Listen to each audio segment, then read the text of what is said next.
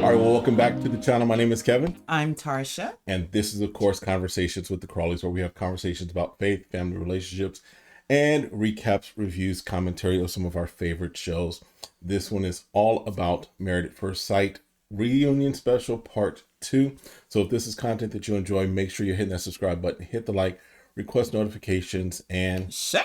And of course, we will see you in the comments. One quick thing. Yes, there is also another video that you're going to have to watch. I'll post in the comments there as far as the where are they now, because we're going to talk about that because that deserves its own conversation. Well, and also don't forget, we are giving a gift card. Yes.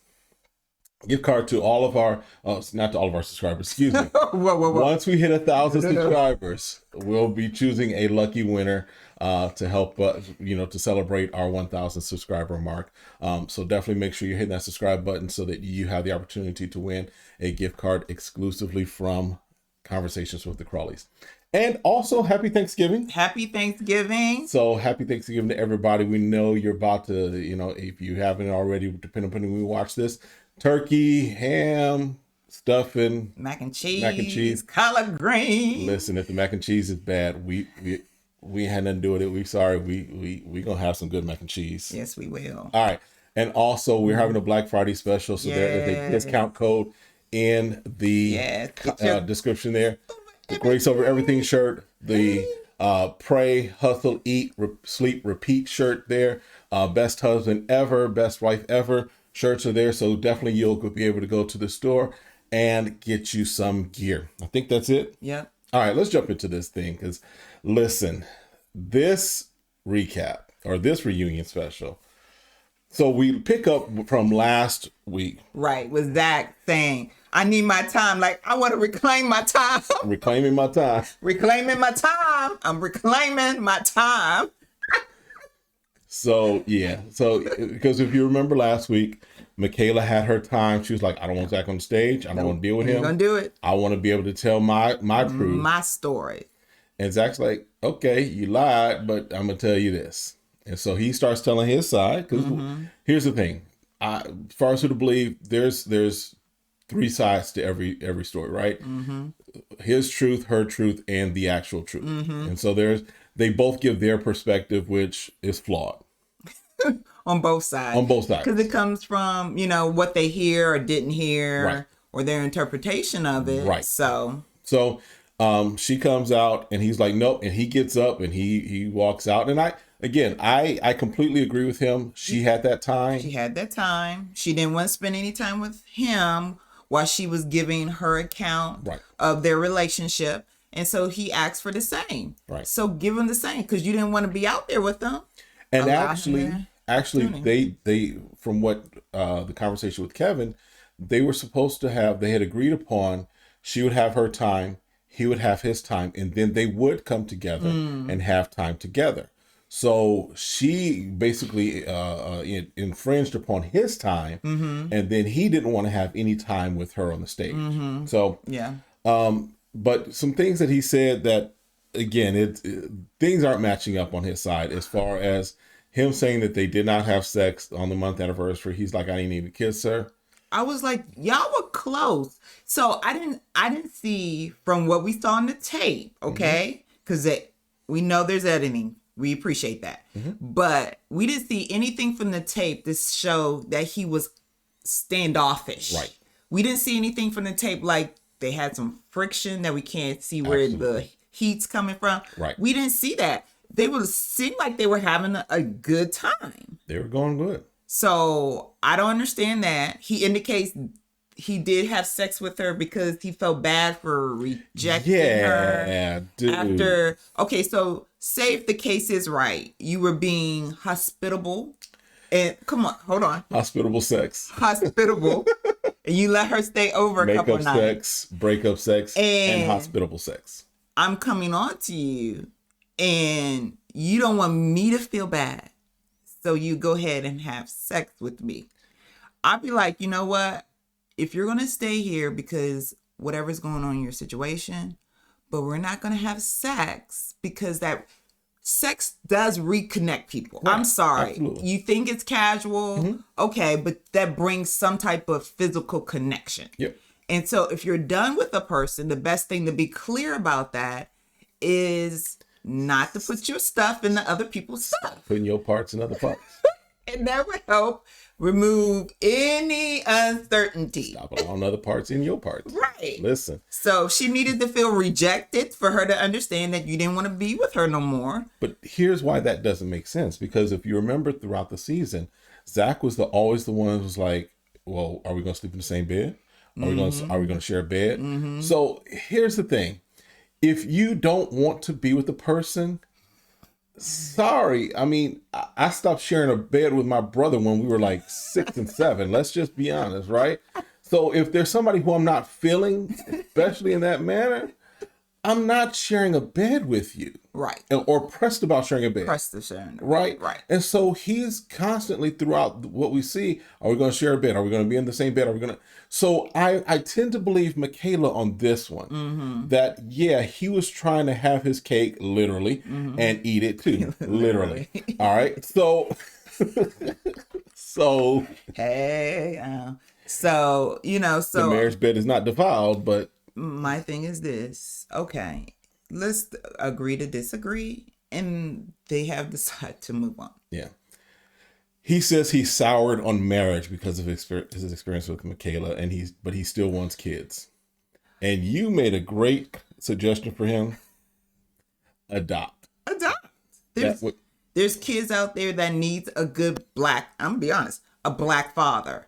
And so if you want to adopt, there's kids out there that needs dads. Right. We always know about moms. I'm not saying nothing. Don't put anything in the comment about, obviously, we would love for a child to have both parents. Absolutely. But if he decides he wants to have kids, why not adopt? But don't go and get some woman pregnant because you want to have kids and you're flipping and flopping like you were with Michaela. You don't want to do that where there's children that are currently born. Yeah. Who are in a foster care system that needs a loving man in their life. And if I'm correct, one of the statistics is that black male children stay in the system longer.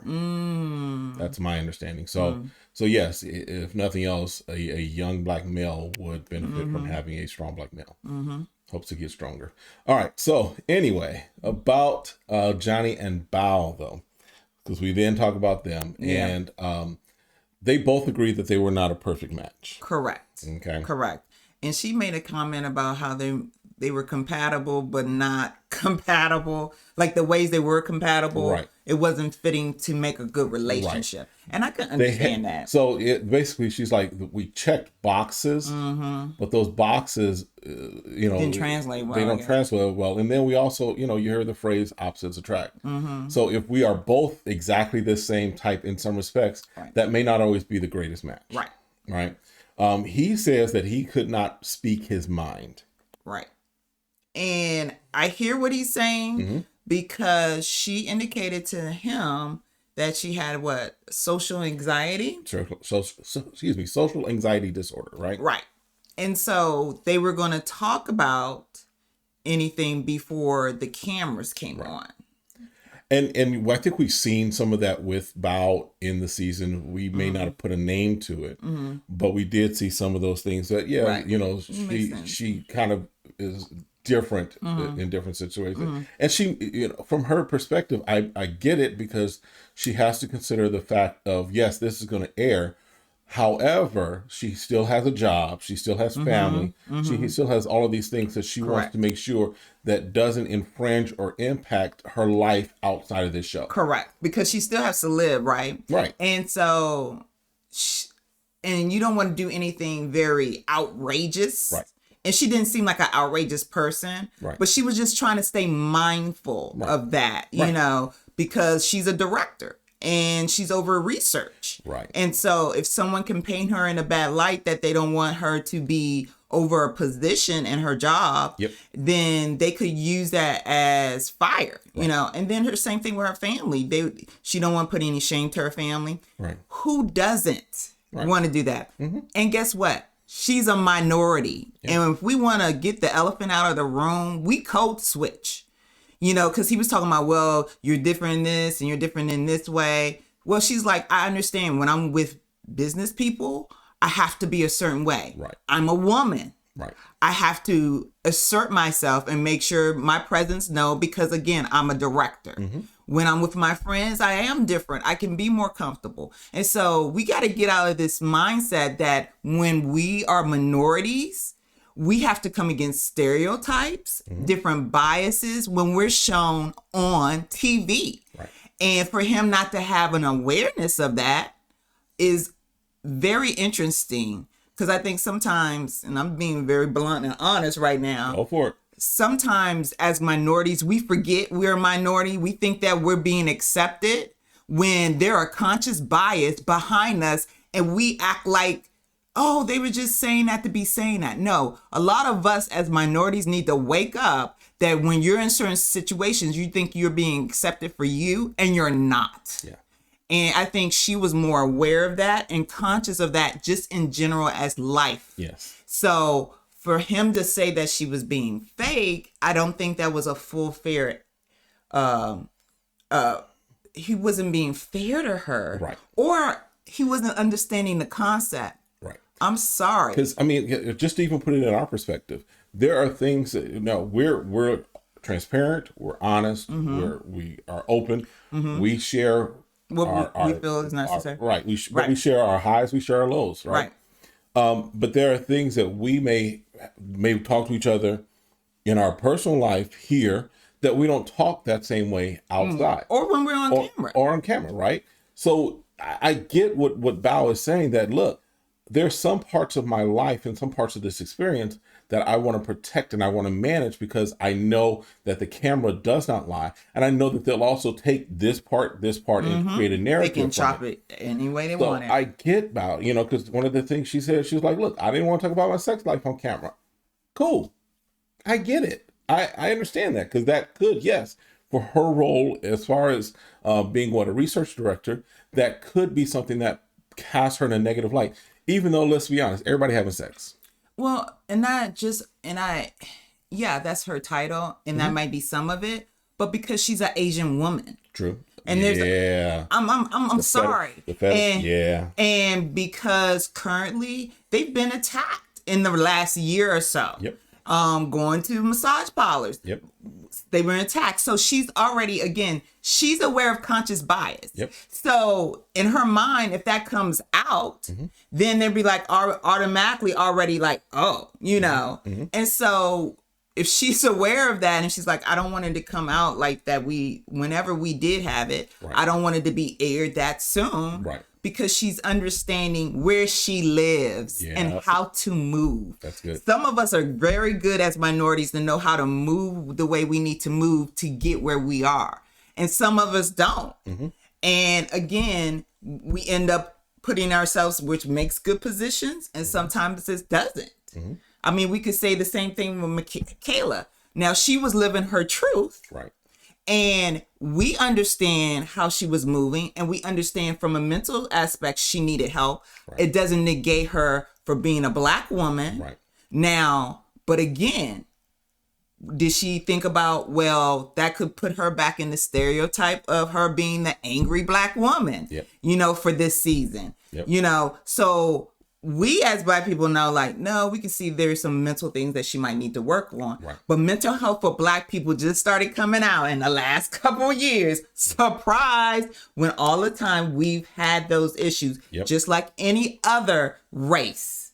So I digress. Okay. All right.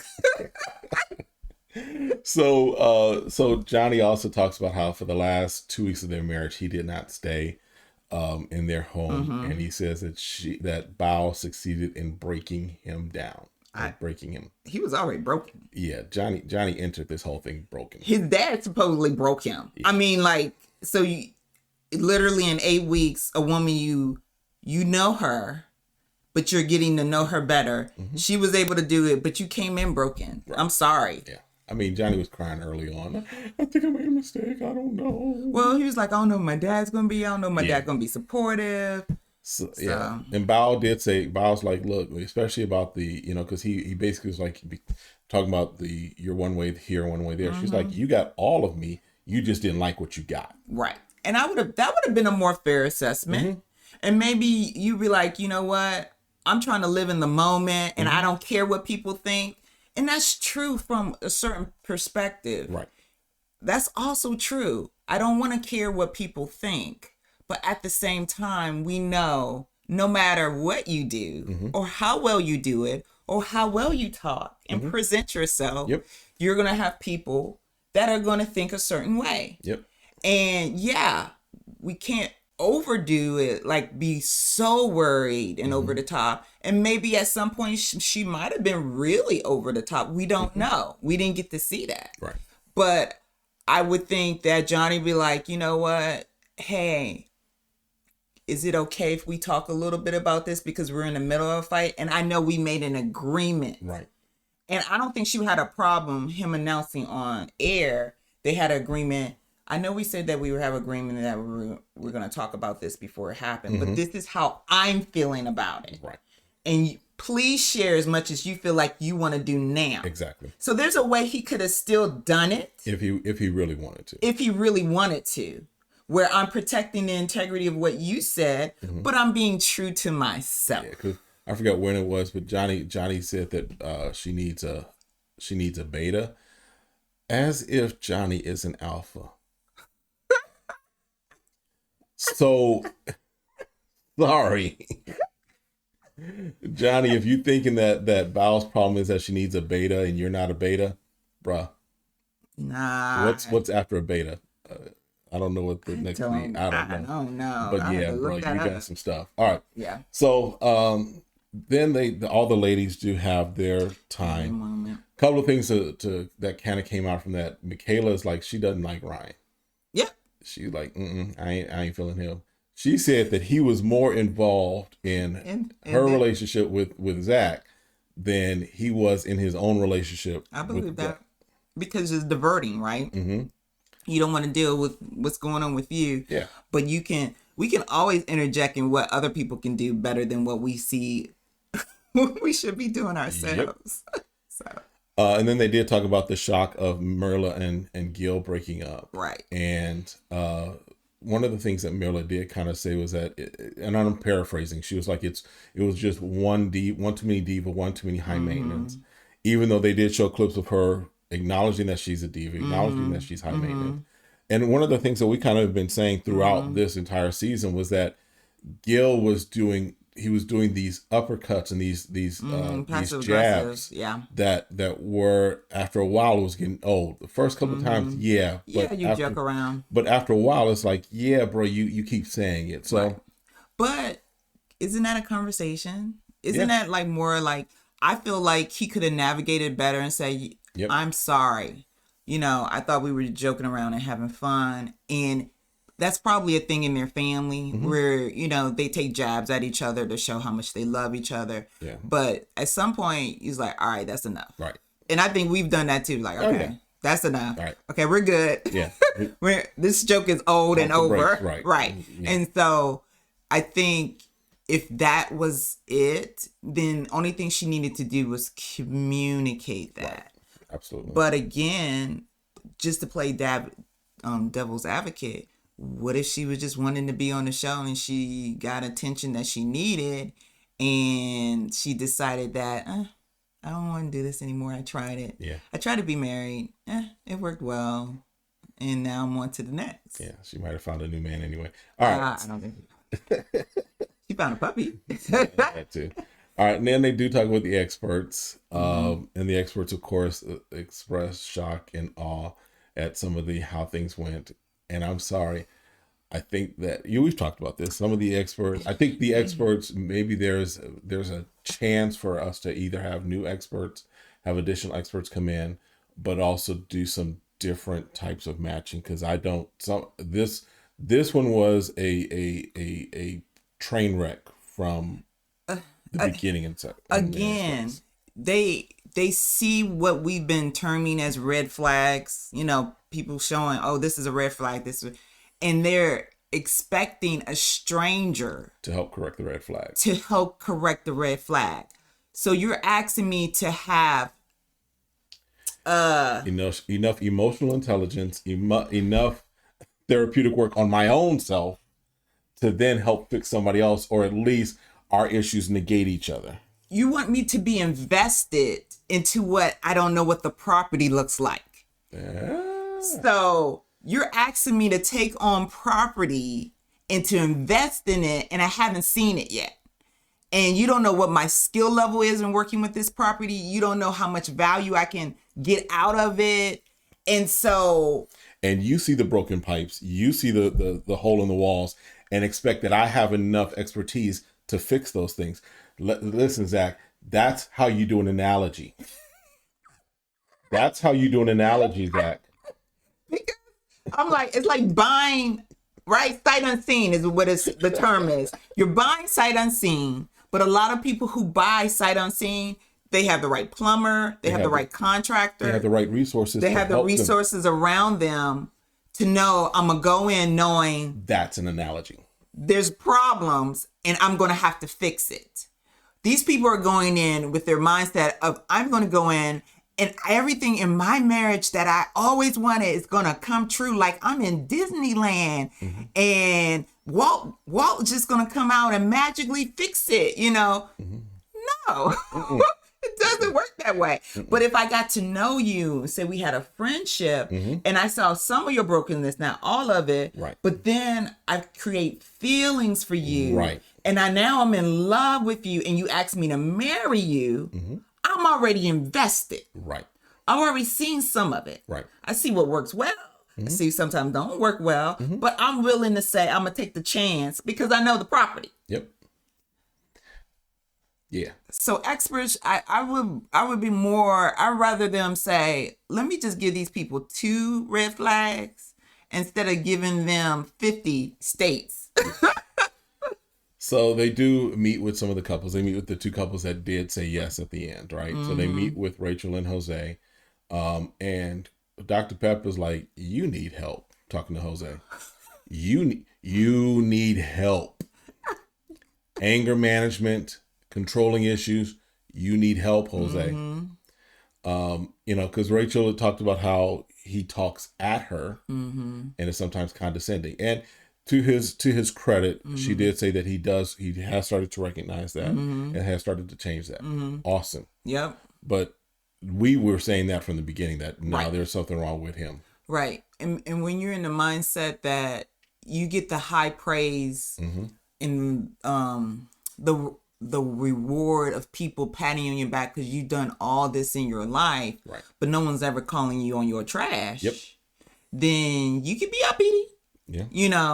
And so now that he can see, oh, I'm not a great communicator. Oh, I don't do this well. Oh, my perception of marriage is this. Because a lot of times you talk to your friends, well, I see this and this. Like, bro, hello, did anyone say that's not it? That's not how that's gonna work. I'm so sorry. Yeah, so they were only seeing each other like 3, maybe 4 times a week. Yeah, and they were spending the night pretty together much. once a week, right? So they had gone back to dating, which is not a bad thing. No, not at all. I mean, I thought it was a way to keep. It was a smart way to try and salvage what could have gone bad. Oh yeah. Where they could have just had a hard stop. But that's one thing how you grow. It's like you just you have to keep communication open. Right. So and then the experts do meet with Mirla and Gil. And Dr. Pepper, once again, she called out Mirla and was like, okay, you said explain to me this, but we got all this footage saying this. Correct. Help us understand how you are not feeling, Gil, when that's not what you were saying in the cameras. Right? I mean, like crying, drunk. And Dr. Pepper did say that she thought it was a little rude and obnoxious for her to show up drunk to the conversation. So, and then Pastor Cal was like, I think you just afraid. You scared. I think you just really afraid. And you need to go and get counseling, which we know she's not. You need to get counseling concerning these issues of where money and these feelings are coming from about these things in your life that could be gone in a second, pretty much. You know, and she's like, we know we can't change what's going on here, but we see some things in your life that you really need to have someone, because, talking about one moment you're happy, one moment you're not, and you're making those decisions off of emotional. Never make permanent decisions off of temporary emotions. If you've never heard that before, let this be the time you hear it. Never make permanent decisions based off of temporary emotions. Right? It's true. Have you always been happy in our marriage? No. I haven't either. No. And I hadn't had a problem saying it either. Right? And it's like, what can I do? At this point, you probably can't do anything. Right. It's something I have to work out, figure out for myself. I can't seek happiness from somebody else. Right. But I think it's important to let you know where I am emotionally, where I am feeling like I'm not feeling it, and seeing how I can work on it and not putting that on you. Right. I think that's a problem. We want to put it on the other person. Well, you need to make me happy. You need me. It starts, I feel begins spiritually. Where's your position with God? And God being if God's your source, that you know that the joy, we learned that from your message about deciding to have joy, because happiness, again, is a fleeting emotion. It comes and it goes. And I think that was great advice from. Right. Now, we're not saying be miserable in a marriage and stay that way. Oh, no. But understand that there are going to be times where you are happy in your relationship. And there are times you're like, I like you. I love you, but I don't know if I like you. Right. So you're going to have these times. But Mirla did not give it the timing and the process to allow for, yes, you made me happy, or I was happy for these 8 weeks. Now the cameras are off. I'm not feeling happy. So therefore, now I'm going to throw away everything, because at this moment I'm not feeling happy. Yeah, that's the issue that we're talking about. That's the problem that we're talking about. Because again, it takes a self-evaluation first. Right. Where I feel like people automatically wants to throw it on someone else. Right. And so once you have to evaluate yourself why you're not happy. So would you, because here's the thing, I think we've talked about Mirla, and I think we've talked about just off camera that we think that there are some issues maybe in Mirla's background in her childhood that are impacting who she is now. And one of the things I think is that she's always looking for, there's this pursuit of something to fill a hole that has not been, or need that's not being met. Because the fact is that, yes, she makes the money, spend it, got it, what have you. But you just sometimes what has come off as some of the excessiveness that she talks about, right? And then how she has responded to this thing with Gil and her marriage. Is it there's a hole that she's looking, or a need that she's looking to get filled, and it's not being filled because she's not done the work to try and take care of and heal that wound herself. Oh yeah, I think that's a good observation if we want to make one, that until she finds out how she can find the joy in herself. Right. Because no matter if you're alone or in a relationship, you can still be unhappy. Yep. And at the beginning, you always feel automatically excitement. It's a new relationship. But once you start settling in, you have to realize, okay, why am I not happy? What can I work on? And then share with the person that you're in relationships, like, okay, this is the things I need to do for myself, you know, because I know every day I'm not going to be like overly happy. We use that word so extensively, you know, or like, and these are the things I think I need your help in, right? You know, but for you to say, well, you're bringing me flowers every week. I'm like, she getting flowers every week. And that's not making me happy anymore. You're going to have to up it. Right. You making the bed every week. That's not good enough. You know, you give me a kiss before you leave and talk. You're going to have to step it up. Yep. You can't have someone trying to perform all the time to make you happy. So. Yep. So then they have all the cast kind of come in, and you know, who's missing filming? The only person that says that they're missing filming is Johnny. Okay. Zach says his positive experience was meeting everybody. Okay. Which is good. But did y'all notice how touchy Mirla was with Johnny? First of all, she was lean more towards him, right? She would do the touching of him periodically. I think it's all an act. I think it's just an act. So we do find out that they did go to Cancun. They were in Cancun at the same time. Right, they were in Cancun at the same time. They didn't go together. Right. They didn't go, but they have been hanging out since, and we'll talk about that in the Where Are They Now episode. Right. But what kind of, again, because they were there, and Kevin's like, okay, are y'all just, is Mirla just your BFF? Right. And Johnny's like, and go ahead. No, go ahead. So it's, to me, it's like, okay, if that's my friend, I have friends who I have young ladies, I have women that, when we met, they were my sisters, right? Yeah. And if you had asked me, are y'all dating? I'd have been like, no. Right. Because it wasn't an option. It wasn't a thought. It wasn't anything. They were my sisters. They were my good friends who I considered sisters. Right. For Johnny to be like, And to me, you're playing something up again because you're in front of the camera and you think it's funny, but you're not taking into account supposedly that you got this bro thing going on. Right. But I understand now your bro thing's only with Jose. You don't care for Gil, is what you're indicating to me. Right. Because it's not funny when you see Gil got his eyes all red. He's upset because his marriage is over and he was blindsided. His eyes matching his red bottoms, yeah. And you have no awareness how hurt he's by this, and you're going to decide to play now? Yeah. So Gil was like, I'm exiting stage right because I can show you what we do when people get, stuck in the fifth floor, how we take them out. We have to throw them over our back. Johnny don't want that Gil smoke. I'm sorry. He don't want that Gil smoke. So he decided to leave. And then Johnny tried to say something else. And then Rachel was like, Johnny, just leave it. Stop it. Stop. You trying to be cute. Right. Again, you're the one to me is putting on the facade.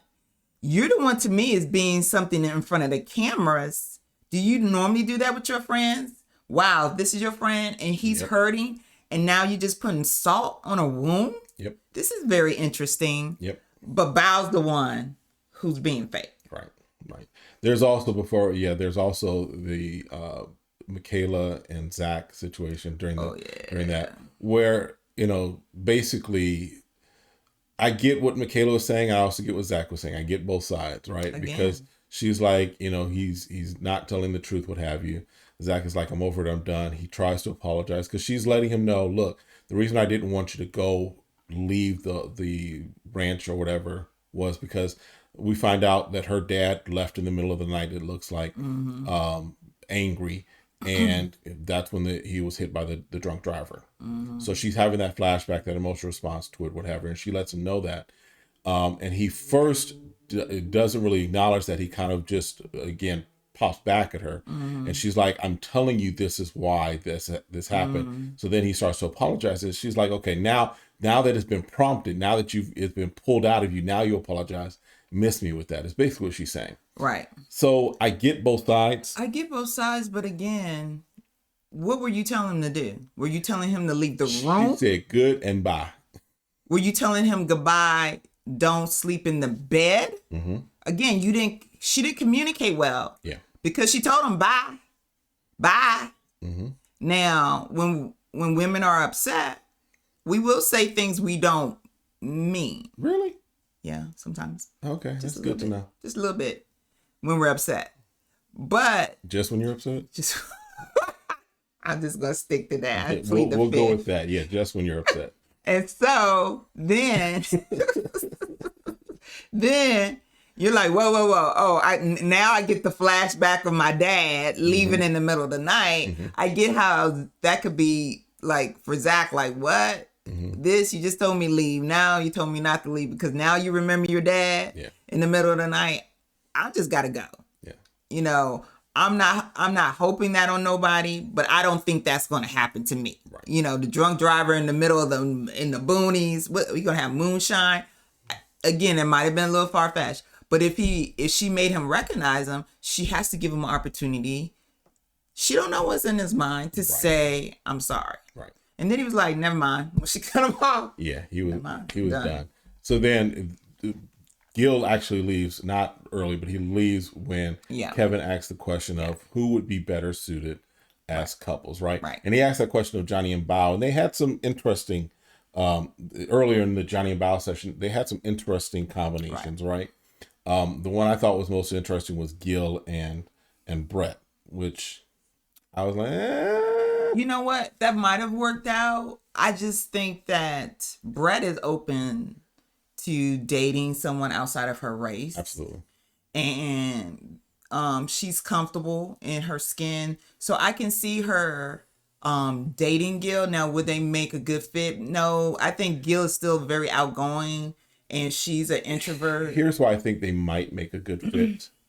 Because Gil he's wanting someone to connect with, someone to be with, what have you. He's not just looking for the flash in the pan. Right. Brett, on the other hand, is also, she's basically been celibate, if you will, right, for the past 2 years. So she's looking for that. She's looking for more than just the flash in the pan as well. She's looking for that commitment, that relationship. So they could be an interesting match. It would be interesting to see if that's the case, right? Yeah, but I don't think that's Gil's type. No. So, well, yeah. All right, we'll leave that alone. Yep, we'll leave it alone. All right. And so then, yes, at that moment, Gil gets up, he walks out. Now Michaela does go follow behind after him, right? Give him a hug, and they kind of have this moment where they're like, "Look, I can't deal with this anymore because there's too much going on." Right? Because he said, "I feel like I'm here to be in a committed relationship," and people can say, "Well, it didn't work, so I'm gonna just move right along." Yeah. And he's like, "I took it so seriously. I sold my house and everything I own, except for my clothes and my dog." And his blender. And I want to know what blender he got. When you get a good Ninja blender or something like that, and you do protein shakes. If it's I'm just saying though. I mean, it hasn't been over $100. That he is not willing to part with. He's parting with everything else, but he's like, I'm not. Blender all the time. I'm just saying. I get it. Okay. Listen, I still can't find the blade. So that was pretty much the reunion special. That was the reunion special. And again, in the comments in the description, we've got the link to the other video that we did on the Where Are They Now. So this season of Married at First Sight has come to a close. However, we are gearing up for season 14, which is back in Boston. So we're starting to get some information on that. We saw the trailer and preview for that, so that'll be interesting as well. All right. So again, don't forget the Black Friday special that we've got in the description there.